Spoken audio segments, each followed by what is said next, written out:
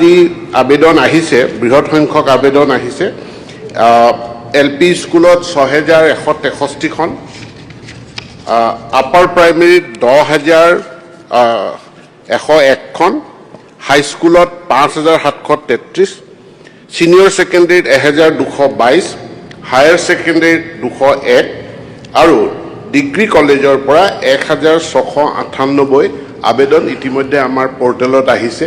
টিউটৰসকলৰ যি চাকৰি সেই চাকৰিসমূহ কেতিয়া নিয়মীকৰণ কৰা হ'ব?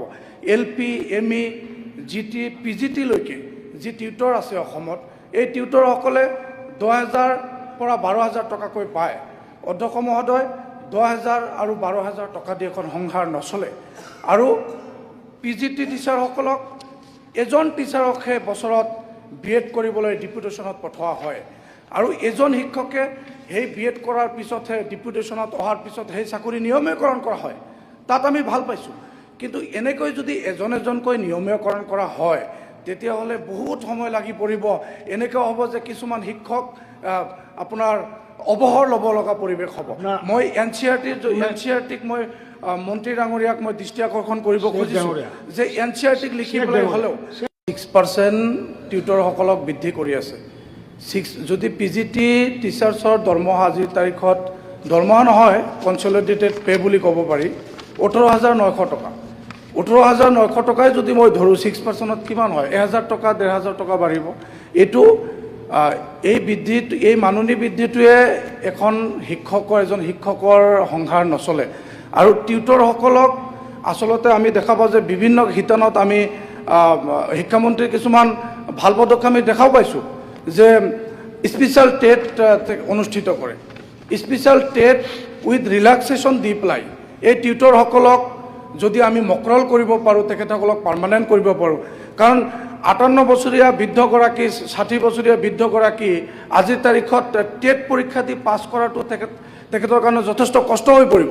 সেইকাৰণে টিউটৰসকলক যদি আপোনাৰ টেট উইথ ৰিলেক্সেশ্যন যদি কৰিব পৰা যায়, এনেকুৱা প্ৰভিজন লৈ পেলাই এটা এমেণ্ড কৰি পেলাই হ'লেও যদি কৰিব পৰা যায়, তেতিয়াহ'লে অসমৰ যিমান টিউটৰ আছে গোটেই সমূহ টিউটৰ তেখেতসকলে এটা পৰিত্ৰাণ পাব। আৰু services of teacher and reorganisation of educational institution amendment act 2025 এই আইনৰ আওতাত বিদ্যালয়সমূহৰ পৰা অনলাইন যোগে তেখেতসকলৰ সংশ্লিষ্ট বিদ্যালয়সমূহৰ পৰা আবেদন বিচৰা হৈছে।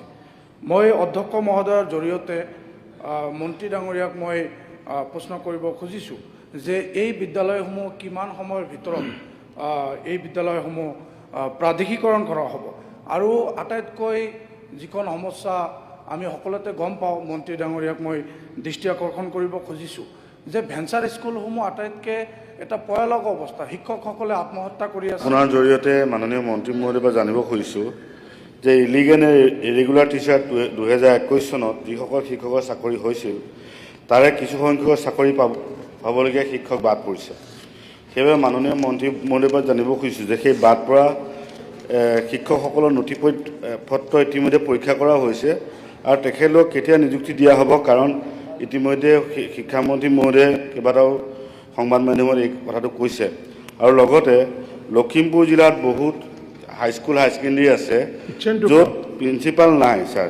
সেই প্ৰিন্সিপালবিলাক নিয়মীয়া কেতিয়া কৰিব, ভাৰপ্ৰাপ্তখিনি কেতিয়া নিয়মীয়া কৰি দিব, তাৰ বিষয়ে মই মাননীয় মন্ত্ৰীৰ পৰা জানিব বিচাৰিছোঁ। মিনিষ্টাৰ জনাইছোঁ। দ্বিতীয় কথাটো হ'ল যে প্ৰভিন্সিয়েলাইজেশ্যনৰ কাৰণে ইতিমধ্যে যোৱা চৰকাৰৰ দিনত 2025 চনত প্ৰভিন্সিয়েলাইজেশ্যন আইনখনৰ সংশোধনী হ'ল আৰু সংশোধনী হোৱাৰ পাছত তৎকালীনভাৱে আমি এটা পৰ্টেল মুকলি কৰিলোঁ য'ত শিক্ষানুষ্ঠান আৰু শিক্ষানুষ্ঠানত নিয়োজিত হৈ থকা যিসকল দাবীদাৰ বা যিসকলে প্ৰভিন্সিয়েলাইজেশ্যন বিচাৰিছে তেওঁলোকৰ পৰা আবেদন সংগ্ৰহ কৰা হ'ল।